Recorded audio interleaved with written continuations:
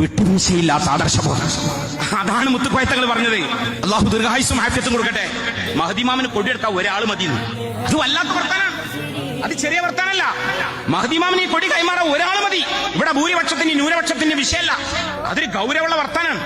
മൂസാ നബി അലൈഹി സ്വലാത്തു വസ്സലാമിന്റെ എതിർപക്ഷത്തുള്ളത് 80,000 ജ്യോത്സ്യന്മാർ മാത്രമല്ല, അവരുടെ ഫാൻസ് അസോസിയേഷൻസ് എല്ലാവരുടെ കൂടിയിട്ടുണ്ട് മൂസാ നബി അലൈഹി സ്വലാത്തു വസ്സലാം പരാജയപ്പെടുന്നത് കാണാൻ. മൂസാ നബി അലൈഹി സ്വലാത്തു വസ്സലാമിന് പോലും പേടി തോന്നി. പടച്ചോനെ, ഈ ഉഡായിപ്പ് കണ്ട് ജനങ്ങൾ തെറ്റിദ്ധരിക്കുമല്ലോ, അതാ പേടി. ഈ ഉഡായിപ്പ് കണ്ട് പേടിച്ചതല്ല, ഈ ഉഡായിപ്പ് കണ്ട് ജനങ്ങൾ തെറ്റിദ്ധരിക്കുമല്ലോ. സമസ്തക്കെതിരെ വരുന്നവർ, സുന്നത്ത് ജമാഅത്തിന്റെ ശത്രുക്കൾ പല ട്രിക്കുകളുമായും പല മായാജാലങ്ങളുമായും വരുമ്പോ അതിൽ സാധാരണക്കാർ പെട്ടുപോകുമെന്ന പേടി നമ്മുടെ ഉസ്താദുമാർക്കുണ്ടാകും.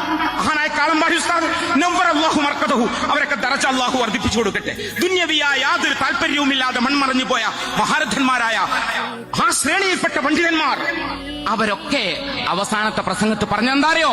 സമസ്തന്റെ കൂടെ നിന്നോളിയും, പല പരീക്ഷണങ്ങളും പല ബുദ്ധിമുട്ടുകളും പല ഫിത്നകളും വരും, സമസ്ത കൈവിടണ്ട, സമസ്തനെ പുച്ഛിക്കണ്ട, സമസ്തനെ വലിച്ചെറിയണ്ട.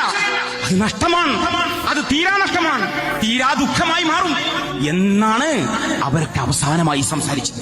ആ റൂട്ടിൽ ഉറച്ചു നിൽക്കാൻ അർഹമുർ റഹീമീനായ റബ്ബ് നമുക്കെല്ലാം തൗഫീഖ് നൽകട്ടെ എന്ന്